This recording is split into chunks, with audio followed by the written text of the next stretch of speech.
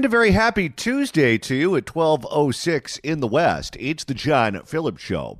Mr. Randy Wangs in Culver City. Well, Johnny, I'm going to need Henry Lee for this one. It's happened yet again. Copper wire was stolen in Mar Vista. Also, it's happened yet again. Copper wire was stolen off the SAC RT. I'm noticing a theme. It's happened yet again. 800-222-5222 is the telephone number, 1-800-222-5222. Well, yesterday we told you that San Jose Mayor Matt Mahan is leading the charge against a proposed tax. It's really not much of a tax, more of wealth confiscation that is being promoted by the SEIU. They want to put an initiative on the ballot that would soak billionaires in California. Many of those billionaires have decided to already pack up their things and move out of state, and it's estimated that over $1 trillion of wealth has already moved across state lines out of California to other states in the union. All of this leads to the question, if Matt Mahan is going to be the face of the no side on this particular initiative, is he willing to be the face of maybe the gubernatorial race? Because Gavin Newsom is termed out, California will need a new governor, and so far we have a lot of people running but no clear leader. And Randy, he addressed that very question with KCRA's Ashley Zavala. Matt Mahan sat down for a 7-minute interview with Ashley Zavala, and the topic was, so you're going to run for governor maybe? Let's hear what they had to say. Joining us now is the mayor of San Jose, Matt Mahan. Matt, thank you so much for making time for us. Absolutely. Shang, can you give him an assist? Absolutely. All right, let's do it. Joining us now is the mayor of San Jose, Matt Mahan. Matt, thank you so much for making time for us. Absolutely. Thanks, Shang. And he said absolutely. Yes, he did. So I want to start with the big news of the week, which is that you are now apparently seriously considering a run for California governor. What was the tipping point for you to come to this thinking now? Have you seen the other candidates? We could end up with Katie Porter.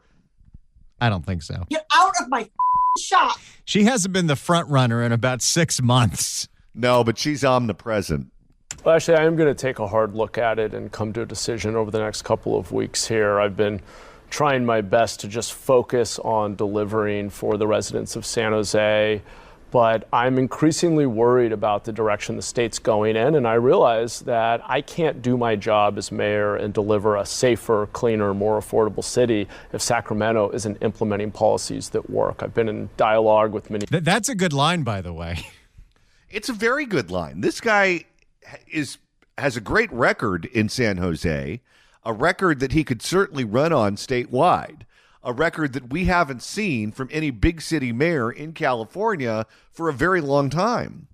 Dialogue with many of the current candidates. I've put out my thoughts about what it would look like for California to get back to basics on issues like crime, homelessness, housing, energy affordability, and I'm not seeing the vision, the boldness that we need as a state if we're going to move forward. It really requires the state. Well, and the only person taking up the center lane right now is Antonio Villaraigosa, and nobody thinks that campaign has any steam. No, and it's not even his positions on the issues that are his problem. He looks like he's 900 years old. And he was one of these people who has been a public person for a very long period of time. And I don't know about you, Randy, but he just seemed like one of these people to me that never aged. He always looked exactly the same. And then he went away for a long time because he wasn't in elected office. And he came back, and you look at him on TV and you go, what the hell happened to him? Well, it didn't help that during COVID, he was photographed with letting his hair gray out and grow out, and he looked like Father Time. No, peanut. And whenever he gives an interview now, he seems to get lost. I'm not saying the man is senile, but he's lost a step or two from where he used to be. Counties, cities to all be on the same page. and really pursuing the kinds of policy reform we need if we're going to fix California. And I'm just not. Hey, drink. That's the name of the 1 o'clock hour. We've had him on the program before. Not in a while, but we've had him on. Fix California. And I'm just. Well, maybe if he runs, he'll stop denying those requests. Hopefully. Policy reform we need if we're going to fix California. And I'm just not hearing it. It's weird. He came on this show before we were live in the Bay Area. Then we went live in the Bay Area, and every time we ask him to come on, he says no. And his press secretary follows me on Twitter, too. Someone told him it's a bad idea. And whoever told him that gave him bad advice. Yes, they did. Policy reform we need if we're going to fix California. And I'm just not hearing it. I'm concerned. I'm going to really study it. My wife and I have a big decision to make. Although I will say, I'd rather you say no to doing the show than say you will do the show and then you don't show up. I'm not saying any names. I honestly didn't even see that coming. I'm going to really study it. My wife and I have a big decision to make. We have 2 little kids. I have a lot of concerns about what it could mean for my family on the one hand. On the other hand, and he'd have to move to Sacramento. Well, he lives in San Jose, like that's any better. I want what's best. Better weather. Yeah, I guess, but I don't know. Sacramento has pretty good food options. For San Jose and for California, and we need somebody who's ready to get our state back to basics. So just to clarify, you've met with several candidates or at least spoken to them, and you have not found anyone who you think has the drive to help your city. This is good. If this is the campaign, it's going to launch with that. I've seen who's running. I've talked to who's running, and they're all a joke. And he's not wrong. I guess Tony Thurmond didn't dazzle him. None of the Tonys. I'm not seeing any of the current candidates speak clearly and boldly about flexible and accountable funding for getting people off the streets, intervening in cycles of addiction and mental illness, and putting out a real plan for how we get people the help that they need. Well, you have certain counties that are openly hostile to those ideas, like Los Angeles County, that spits in the face every time Gavin says clean up the encampments. Okay, let's talk about this for a second, because what he's saying is true. Democratic candidates running for governor right now are all running on the platform, with the exception of Antonio Villaraigosa, who is different, as we've described. But the rest of them are running on the platform of vote for me. I will cause as many problems for the Trump administration as humanly possible. None of them have solutions for any of the problems that are facing California. But is the problem really with the candidates? Because the candidates are just reflective of where the electorate is. And right now, Democratic voters don't seem to have any interest in any state or local issues. Let's check in with one of them. No, I don't know enough to give you any good information, but good luck finding someone who does. Right now, their number 1, number 2, number 3 issue is hating Donald Trump. Well, if that's where the voters are, then that's where the politicians are going to be, because they're just looking for votes. It's a simple game of math for them. It's not about fixing the state. It's not about making life better for the constituents. It's about getting enough votes to get elected. And from their point of view, if Democratic voters don't care about the bullet train, they don't care about the state budget, they don't care about the homeless crisis, they don't care that no one can buy insurance, they don't care that 7-Elevens can't staff their locations because they get robbed all the time, then why bother even acknowledging that those are problems? Just talk about hating on Donald Trump. And the fundamental problem that I think Matt Mahan, as a candidate for governor, would experience is he's selling a product that no Democratic voters want. And properly implement new tools like Prop 36, Care Court, SB 43. Now, he was on the right side of history on Prop 36. He was the most prominent elected Democrat to support Prop 36. And Prop 36 passed by massive numbers, 70% in the state. It did, with him as the leading Democratic voice supporting it. So occasionally, California voters can pay attention to the right issue. But that was a situational thing. And that was specifically on the subject of retail theft and crime. When you're talking about an office that has a huge umbrella, I don't think you can make it situational on one subject. Now, occasionally there are elections that boil down to one subject. In this particular case, I think that subject will be hating Donald Trump, or at least that's where all the other candidates are putting their chips. On affordability, there's a lot of talk at a high level about affordability, but we're making decisions in California right now that are driving up the cost of energy. Like what? Well, for one, we have pushed. Notice how this is like an actual conversation. Oh, yeah, he's answering the questions directly. She's not pushing back on him because you either like the answer or you don't, but he is addressing the specific issues that she's bringing up. It's refreshing because you never hear it here. Well, for one, we have pushed all of the refineries out of the state. We've had a debate about whether or not we should even keep Diablo Canyon open. And when it comes to clean energy, which we should be. The people that want to keep Diablo Canyon closed, this state will be plunged into further darkness than all the copper wire theft.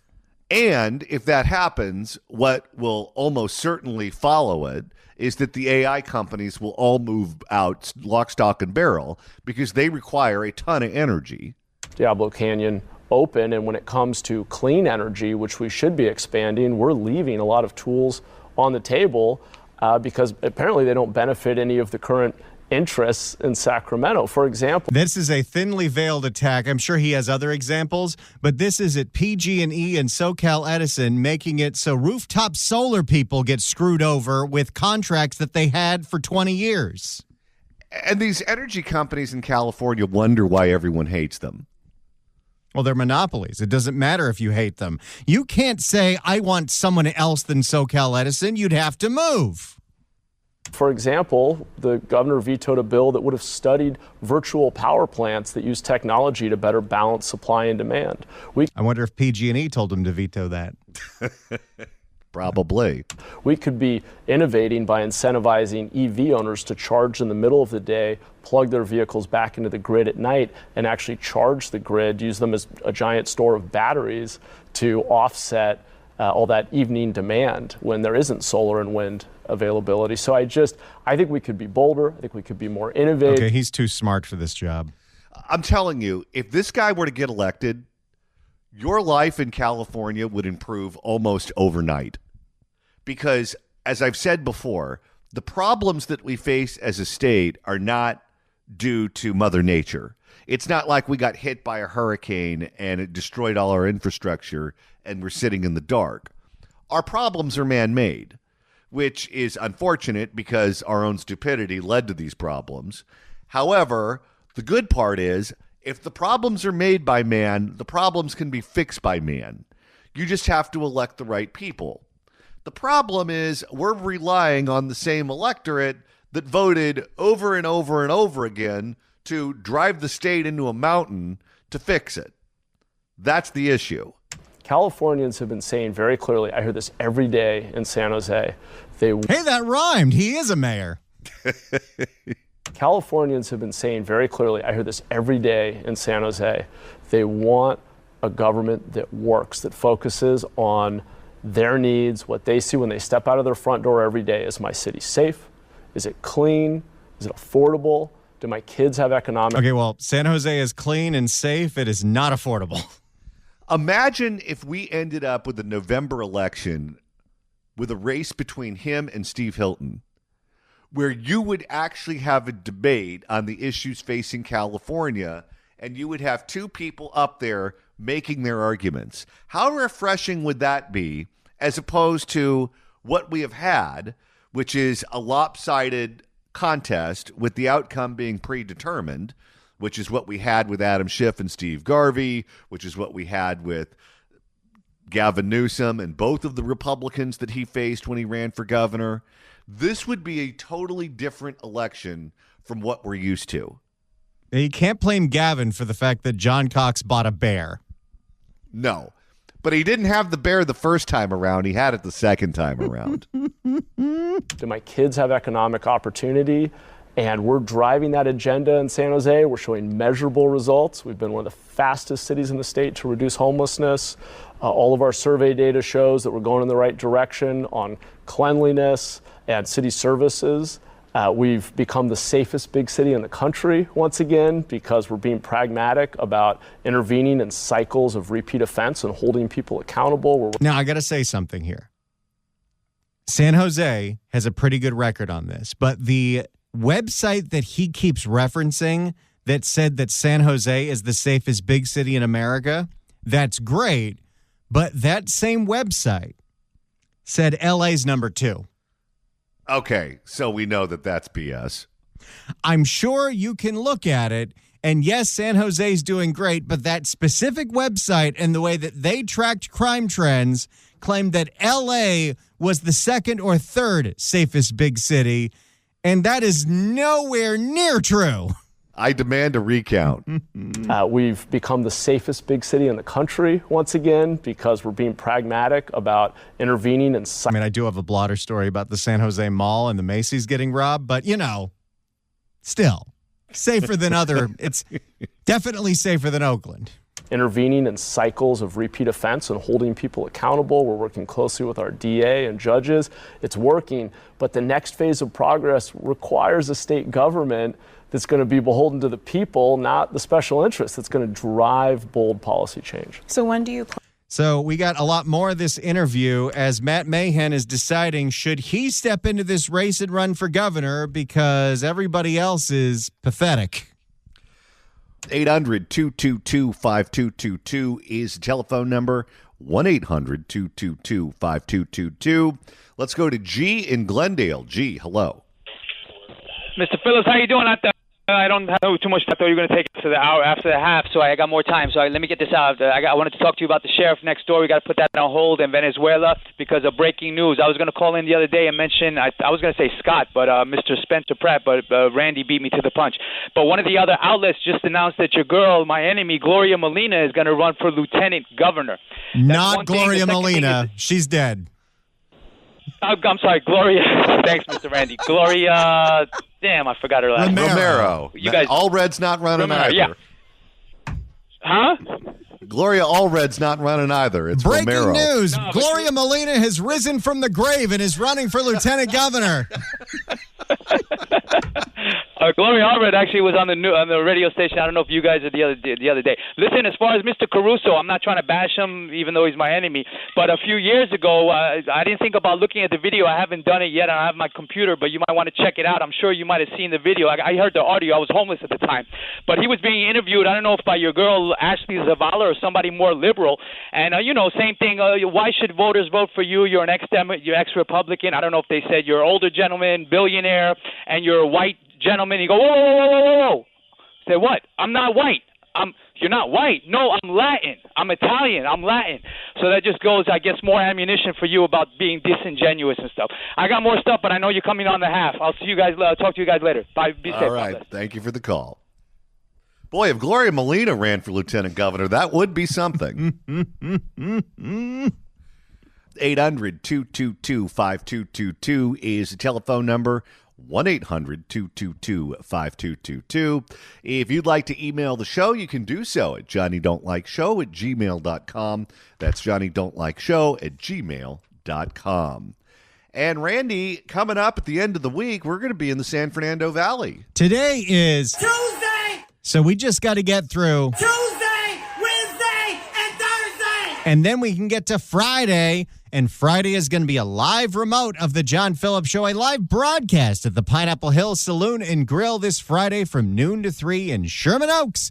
We're going to be there. There's going to be great food, great drinks, a perfect place to enjoy Jimmy Buffett Friday. But we're also going to be there with Susan Shelley from the Howard Jarvis Taxpayer Association because the courts have made it easier to raise your taxes. We need you to come by and sign the petition to save Prop 13. You can do that right now while you're sitting here listening to this show. Go to the website, saveprop13.com, and print out that petition, sign it, send it in, because we need to get that thing on the ballot. We'll tell you more about your taxpayer rights and protecting Prop 13, but you know where we're going to be. You're going to be there, too. It's a great venue. The Pineapple Hill in Sherman Oaks this Friday from noon to 3. See you there. In the meantime, what do you say we make a couple of listeners very happy? 790 KABC welcomes Billy Gibbons and the BFG Band. I can't tell you what that means. At the City National Grove of Anaheim, January 25th, 2026. Tickets are on sale. Why am I saying 2026? It's obvious. Oh, because this is old copy. But yes, it's at the City National Grove of Anaheim, January 25th of this year. Tickets are on sale now at Ticketmaster.com, but right now, caller number 9 at 1-888-790-5222 gets a pair of tickets to the show. Tickets furnished by Nearlander Concerts. Good luck dialing. Every once in a while, I feel like Ron Burgundy. I know it's not necessary to include the year in the copy, but you did mispronounce the name of the month. January. No. What did I say? No, you said January. Yeah, January. It's January. Excuse me. I forgot that we are celebrating the holy month of Jonadon. That's right. With the exception of 2000, that was Y2J. All right. So we're listening to the sound of Matt Mahan, who is the mayor of San Diego and San Jose, and a rumored candidate for governor of California.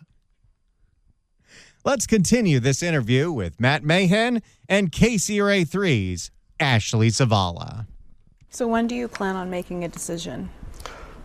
Well, I realistically need to make a decision in the next couple of weeks. So we're having a lot of conversations at home, particularly with my wife and our 2 little kids, other family members and friends, and just doing a lot of reflection. I have really spent the last few months trying to put out ideas and engage with the field and get somebody else to really take on this mantle of reform and be clear-eyed about the challenges we face in California. And the only one that took him up on it was Antonio Villaraigosa, and that's not going to work.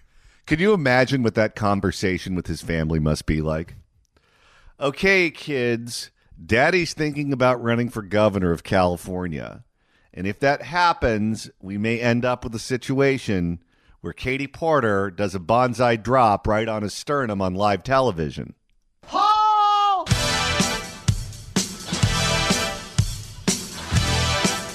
How do you feel about the idea of Daddy's lungs collapsing? Fiscally, even just take this proposed wealth tax.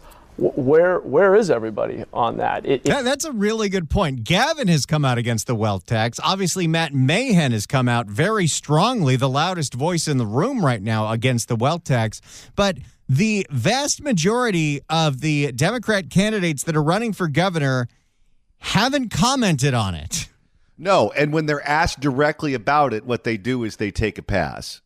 Where is everybody on that? We've already seen $1 trillion of capital flight from the state. We're putting our innovation economy at risk, and no one's speaking up about a proposal that is the wrong way to address a very real issue, which is economic inequality. There are a lot of loopholes we could be closing in the tax code to make sure wealthy folks are paying their fair share. We could be doing a lot to reduce affordability and to spur the creation of good, high-paying jobs, all of which would be more practical and sustainable ways of addressing economic inequality.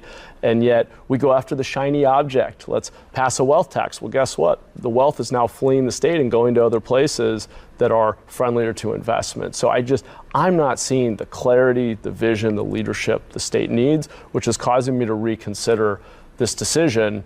Though there's plenty about my family life and my commitments to San Jose that really, make me know that I need to think long and hard about this. I really do love if this campaign launches, the campaign starts with, I've met everybody who's running. They're all terrible. Now, how do you think he would do on stage with Katie Porter and Eric Swalwell and the rest of them? Please! Because he would be up there with the receipts. He'd be up there with all the facts, all the figures, making arguments. And she talks like a pro wrestler. And Eric Swalwell is all about creating viral moments related to Trump. Well, I'll tell you, it's going to be a crowded debate stage the first or second time because so many of these people are not dropping out, even though they have no path whatsoever, Betty Yee. But what always cuts through, at least for me, when I'm watching a forum or a debate, is who's directly answering the questions and who's not. And that's where Matt Mahan is going to be leaps and bounds above everybody else, because just directly answering a question, whether you like that answer or not, is huge. I have a feeling what will end up happening is Mahan and Villaraigosa and the two Republicans will be addressing all of the subjects facing California, and the rest of them are going to spend all of their time talking about Trump. And you're just going to have 4 people on one side and 4 people on the other talking past each other. I want to circle back to the wealth tax in the later part of this conversation. But is there, just on this final point, as you reconsider or consider a run for governor, is there any candidacy on the Democratic side that you see having momentum but that you're concerned about, which could lead you to run? Good question. And I bet you'll get an honest answer. At the moment, I don't see momentum, and I don't hear. That is true. Nobody is catching fire. Eric Swalwell had his moment in the sun for about 5 seconds, and everyone already forgot who he was. Katie Porter led early in this thing, but then, the videos came out. Get out of my shop. And nobody's paying attention to her anymore. That's why this field, now that we're 5 months away from the primary, and you still have people talking about getting into this race because the field of candidates is this week. And even the ones that get close to the right answer, like Villaraigosa, for example, he gets close to the right answer, but he won't give it to you. Take Prop 36. He said during the campaign that Prop 36 goes too far, but the state legislature doesn't go far enough. And I don't recall him ever definitively coming out with a position on Prop 36. After the election, he claimed that he supported it. But whenever we played him weighing in on Prop 36, he just gave a both sidesism, where he said, yeah, it has its benefits, but it has its problems. The only direct question that Antonio Villaraigosa is going to answer is, what is his favorite kind of M&M? No, peanut. At this point, what does he have to lose? He's in his 70s. This is it. This is the last hurrah. If you want to run for governor as the moderate Democratic candidate in the race, be the moderate Democrat. But he wants to be the guy that plays footsie as the moderate Democrat and not the guy that actually does it. And there's no room for that in the race. You know what Antonio Villaraigosa is? He's the sequel to an action franchise that last movie was about 20 years ago. And you go and see it, and now everyone's old, and you just get sad. Yep. At the moment, I don't see momentum, and I don't. Not even with Baccaria? I thought he was going to drop out, and apparently he didn't. Hear a vision. I'm not seeing anyone really articulate clearly. What about Ian Calderon? Nothing? How they're going to ensure that we end unsheltered homelessness, clean up our cities, address crime, particularly when it's driven by addiction. We need to require. Oh, that's not a word that's allowed in certain circles. Oh, no. We need to require treatment. That's what Prop 36 was about. It was about giving people a choice that creates some accountability, that says you've repeatedly harmed the community. Your addiction is bad for you. It's bad for everyone else. You have a choice now between treatment or jail. If we funded it, which we haven't. Thanks, Gavin.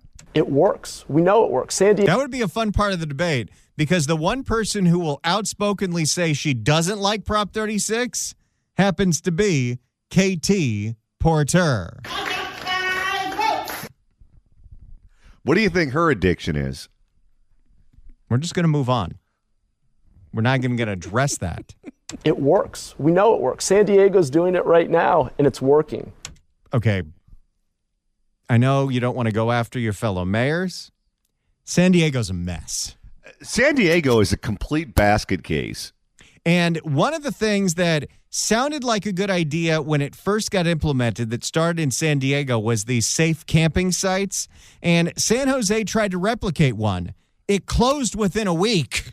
That mayor down there is a complete buffoon, Todd Gloria. And San Diego is a city that had a number of very good mayors. They did have Bob Filner as a blip in between them, but he didn't last very long. But they were the final holdout. They were the final big city in California that was still incredibly well run. And then everything went to hell the moment that they got one bad mayor. It works. We know it works. San Diego's doing it right now, and it's working. But we see no conversation about this. I want to see candidates step up for the biggest jobs in our state who are bold and clear-eyed about the changes we need if we're going to deliver a safer, clean. You notice how this conversation is 100% about state issues and not once has the federal government been mentioned? Exactly. A safer, cleaner, more affordable state for everyone. I'm not hearing it. I don't think it's clear enough, substantive enough, bold enough. So there you go. That was Matt Mahan's full interview with Ashley Zavala that was posted to KCRA3's YouTube channel last night. And people are paying attention to it because compared to the field of candidates, some people who have been running for almost 2 years is so pathetic and so weak. There is an appetite for more people to get into this race. And one of the dopes that decided against running for governor of California is California's Attorney General Rob Bonta, who announced yesterday, for I guess the second time, that he would not be running for governor. 800-222-5222 is the telephone number, 1-800-222-5222. While San Jose Mayor Matt Mahan is kicking tires on running for governor, California's living, walking, talking bucket of cliches, Rob Bonta says he will not be entering the race. Let's see how many cliches he lays out in this excuse. Here's Fox 40. Fox 40 is your local election headquarters. New today, California Attorney General Rob Bonta speaking out for the first time about his decision not to run for governor in 2026. Thanks for joining us tonight for Fox 40 News at 5:30. I'm Nikki Lorenzo. Eric Harriman is off tonight. Fox 40 Capitol reporter Eitan Wallace spoke one-on-one with Bonta about his choice to run for re-election as Attorney General and has more on other big names still considering a governor's bid. In this moment, my place is here in this role as California Attorney General. California Attorney General Rob Bonta announcing after weeks of speculation he has decided he will not. Speculation created by himself. I can almost guarantee you he commissioned polls in private that showed him at 4%. He has decided he will not run for California governor in 2026. Instead, Bonta telling us during this one-on-one interview he plans to stay put and run for re-election as the state's attorney general, a role he's held since 2021. I'll be asking. When the dongs told Gavin, hey, give this guy AG. How much money do you think they gave Gavin over the years? I'll be asking voters for, humbly for a consideration for a second 4-year term. Why did you decide not to run for governor? Did you feel you could not win? Yes. That is 100% the answer, with the possible caveat of he might be indicted as a candidate. I felt I could win it. What a liar. I felt I could win it, and I felt I would win. No. If you felt you could win, you felt you would win, you'd run. How dumb does he think we are? Well, we did reelect him. That's true. That's not my place right now. That's not where I need to be. I need to be California Attorney General, fighting for the people of California. I'm pleased and grateful to be able to be there, and I hope I can serve the great people of the state for another 4 years. Cliche! Not his best work, but yes, you are correct. He says his priorities include public safety, housing. Fact check. No. He wants the criminals to be able to do whatever it is that they want. Housing protections and ongoing legal fights against President Donald Trump. There we go. That's your answer. Comes after California sued the Trump administration more than 50 times last year over issues ranging from food assistance cuts to homelessness funding and the National Guard deployment in Los Angeles. The actions of this administration are only escalating, and it requires someone who's been in the trenches, who's been on the front lines. Cliche, cliche, cliche. And that's why California needs this third-rate ambulance chaser. To take him on, and I'm going to continue to stand on that wall. On the other side, Republicans argue Bonta is more focused on Trump than California's priorities. Frivolous lawsuits are wasting millions of tax dollars that could be spent in other things. Meantime, the 2026 California governor's race remains crowded and could grow as San Jose Mayor Matt Mahan and LA area businessman Rick Caruso consider entering. We all want to know. During this one-on-one interview with Inside California Politics host Nikki Lorenzo over the weekend, Caruso said he'll decide in the coming weeks whether... Remember when he said he was going to decide at the end of summer? What's taken so long? I mean, it's going to cost him $100 million. Yeah, but he has 100 more and a lot more than that. I think, part of what's going on here is, do you want to serve or do you want to be liked? And you're much better off being liked when you're not in elected office. Him being on the sidelines and putting together nonprofits, he's very well liked. Well, this was the problem with Arnold. If you do what needs to be done, the pot of gold at the end of the rainbow is that everyone hates you. Whether to run for governor or LA mayor or stay put in the private sector. So 2 weeks, you're going to let everyone know. We are coming in for a landing. Yes, I promise you we're coming in for a landing. And the last day for candidates. All right, there you go. The last day for candidates to file is about mid-March. So who knows who will get into the race by then?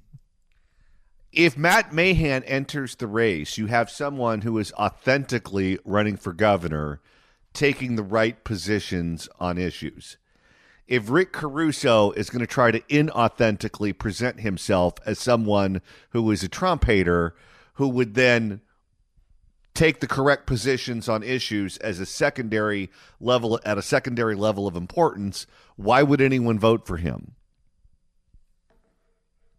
I don't see the appeal. Let's go to Paul in San Francisco. Paul, hello. Yes, I think we got to remember in California elections that there's many transplants here and many immigrants, and they really don't know the history of the state. And if you look at the SEIU, most of their members are minorities, and when they got a big tax on the rich, guess who thinks going to get the money? The immigrants.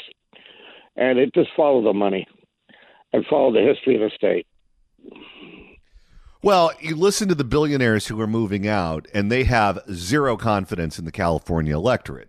Because keep in mind, at this point, this initiative that is a wealth confiscation tax is only a proposal. It's not even something that's qualified for the ballot yet.